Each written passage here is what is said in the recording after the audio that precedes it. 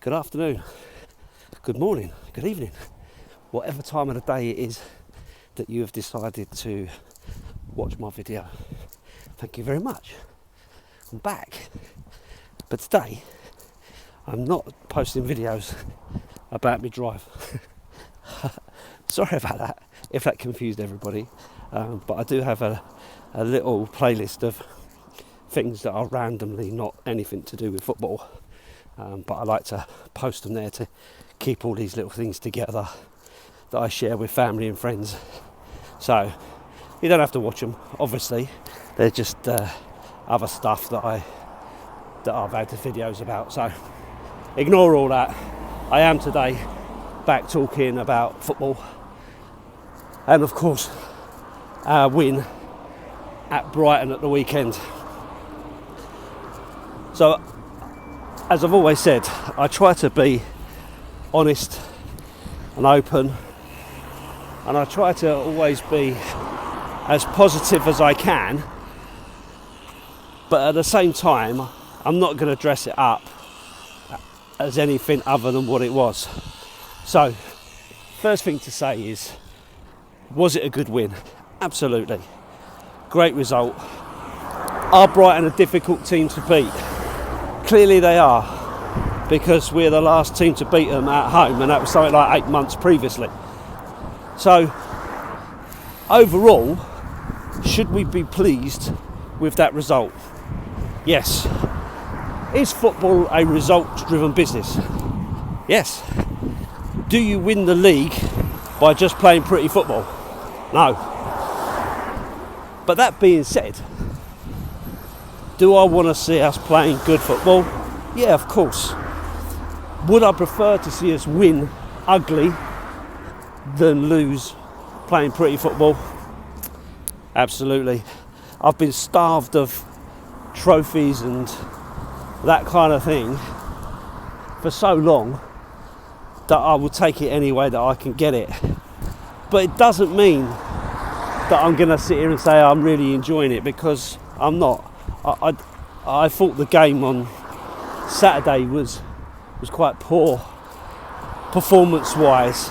Felt that we could do better. When you look at the players that we've got, I felt that we had far more in our locker to offer than we actually did.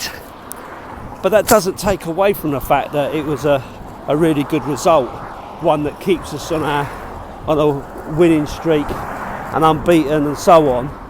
You know, with just that loss to the scumbags down the road to contend with.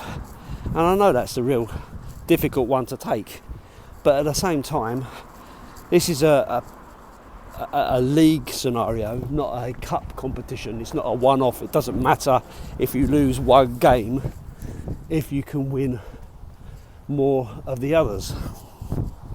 The most frustrating thing about it is, of course, they keep winning, and we all keep saying, "Oh, they're going to drop points at some point.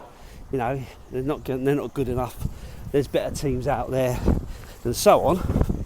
And I get that, but then who recalls the Leicester season when we was all waiting for them to drop off the pace, and it never came?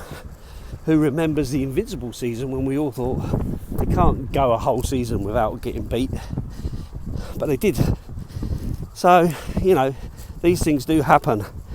But there's no point us worrying about what other teams do. All we can do is worry about what we do, right? That's the only thing that we can do. So, I'm taking it. I'm taking a 1-0 win against a difficult Brighton team away from home. But I am still concerned about our overall performance, and not because I'm clambering for the push and run, you know, expansive football that we played in the 60s, because we haven't done that since the 60s. But what I'd like to see is some of the cohesion that we have had in previous seasons, you know, with Son and Kane, you know, linking up brilliantly, getting those great runs, turning the ball round the corner, and then you've got someone like Sonny running onto him and banging it in the back of the net. which, you know, to be fair, we had last season towards the end. But it is what it is. I want to see that, and I personally think it will come. I do think it's going to come. I think we are going through a difficult time at the moment, but it will get there.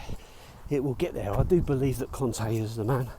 I worry that when you get a growing social media clambering for change, that bothers me slightly, because I just think to myself, what happens then?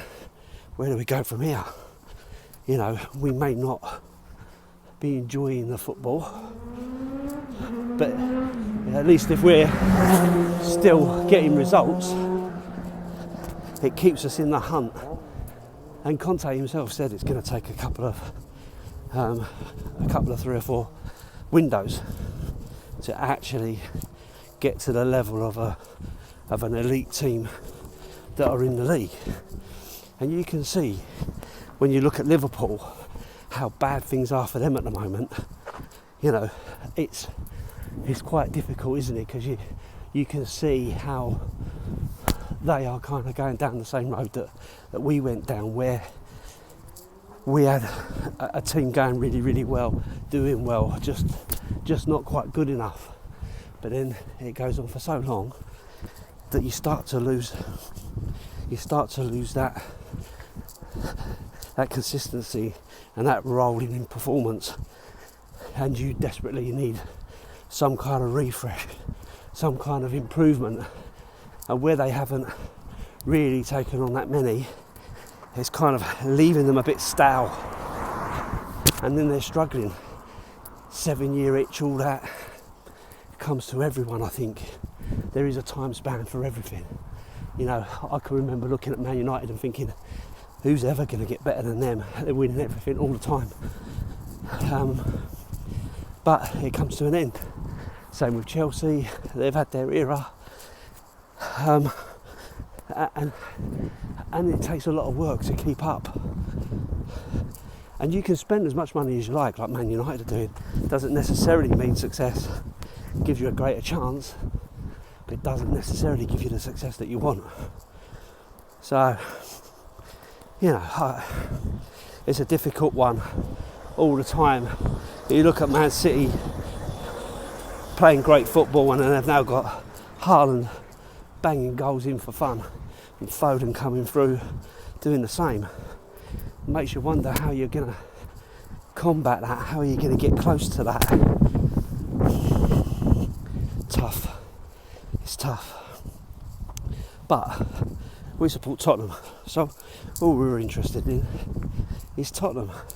So Conte decided to change the formation.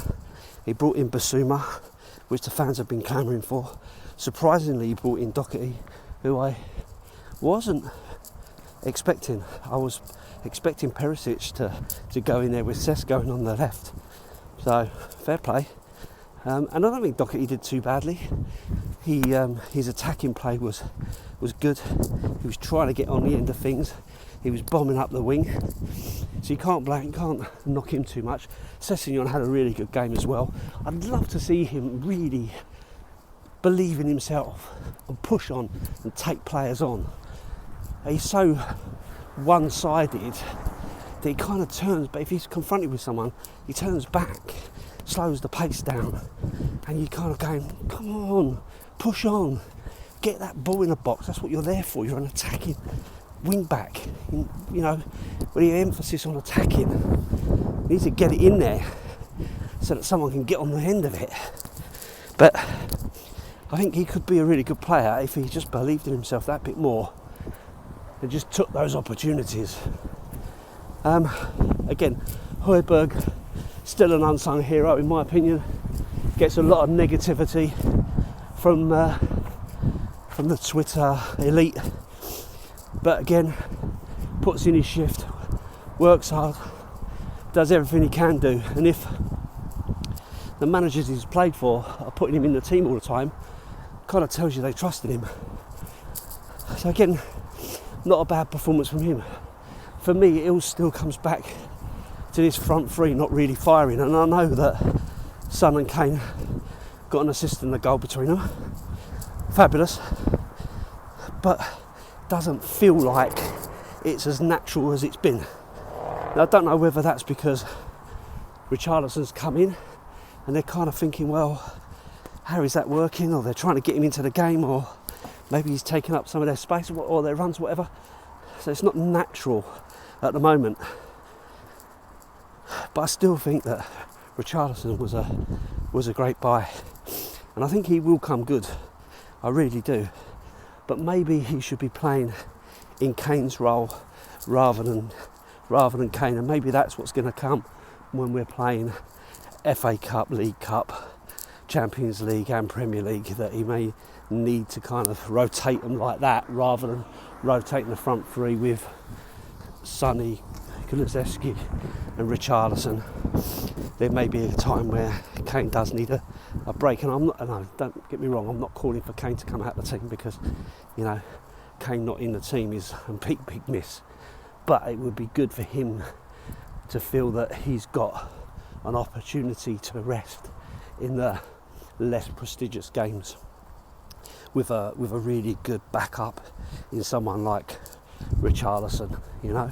So yeah, like I said at the beginning, great result. I'm going to take it all day long. If you can go to Brighton and come away with 3 points, then you're doing really, really well. Keeps us in third position. We're not dropping off the pace at the moment, and there will be difficult games, I'm sure of it, but I'm sure there'll be difficult games for all teams, so we'll see where it takes us. But you have to stay positive. You have to keep believing that Spurs are gonna come good. We've got a good building squad now, and I don't care what anyone says. You know, sometimes it feels a little thin, and sometimes you have to take what Conte says and think, well, what does he really mean by that? But he sanctions the purchases. He knows these players, and he knows who he needs and who he wants in the team on a certain day. So we'll just keep the faith, keep believing in him, and trust that he's going to make the right decisions at the right time. And if he doesn't, then we'll call it out, and we can have our opinion. We're entitled to that, because football's all about opinions. But it doesn't necessarily mean that we're right. And at the end of the season, if we come out with some level of silverware, then we've got to be happy with that. But if we don't, we don't. But if it gets us into the Champions League, and it keeps us that step further, and it gives us the opportunity to attract more players of a better quality, then that's what it needs to be. Because there are some really good teams out there.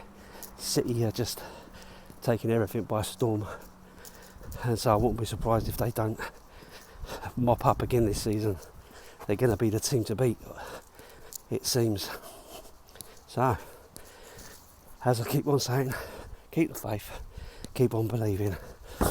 I won't be reviewing the midweek game, because unfortunately I'll be travelling, so I don't think I'm going to be able to see the game. If I do, then I will do a video, but if I don't, apologies, and I'll do a video following the Everton game next week. I'll leave it there. Thanks for watching.